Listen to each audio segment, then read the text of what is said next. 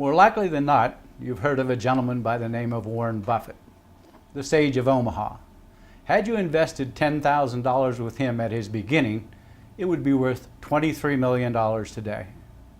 Warren Buffett is known as a value investor, and every business owner with whom we have met has an interest in his or her business, and that interest has value, and how you conduct your business can increase or decrease its value.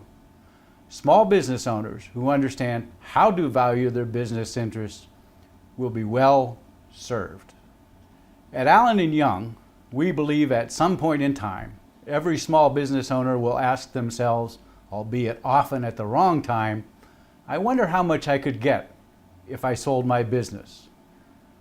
There are 4 big myths in establishing the value for a small business, and every small business owner needs to understand them. Myth 1, businesses in my industry always sell for X times annual revenue.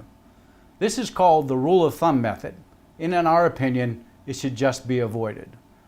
All the rule of thumb method is a compilation of the total value of all similar businesses divided by the number of businesses sold.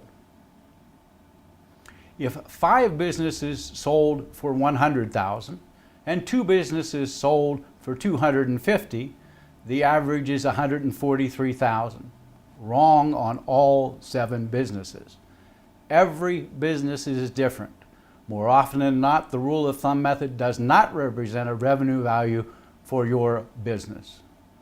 Myth 2, a local competitor of mine sold their business for X times their sales a couple of months ago, so my business has to be worth at least that much. Understanding what your business is worth today depends on 3 things. A, how much cash it generates today. B, the return a buyer requires on their investment. And C, the projected growth in cash in the foreseeable future. Understand, however, on this last point, you need to be abundantly clear that a buyer will rarely pay for projected income without a very compelling story. Establishing value for your business must be based upon what a buyer can reasonably expect to generate in their pocket, so long as the business's future is representative of the past historical financial data. Myth 3, my business loses money, so it isn't worth much. Most small private businesses lose money. However, appearances can be misleading. The most common valuation for small businesses is the seller's discretionary income method. This formula applies a factor of the previous 3 years' owner's benefits and figures to arrive at a purchase price. The owner's benefit figure is a compilation of several factors: pre-tax profit, plus owner's salary, plus additional perks, plus interest and depreciation. Myth 4, valuing my small business should only be done when I'm ready to sell or a lender requires a valuation as part of its due diligence. If these 2 events are the first time that you establish a value for business, more likely than not, critical business and estate planning issues have not been addressed. If your business is to have a life after you own it, effective planning to transfer ownership mandates an annual evaluation of how the market would price your business. In closing, let us state our firm has no stars. No one gets rewarded for just listing a business for sale, or ditto for selling a business.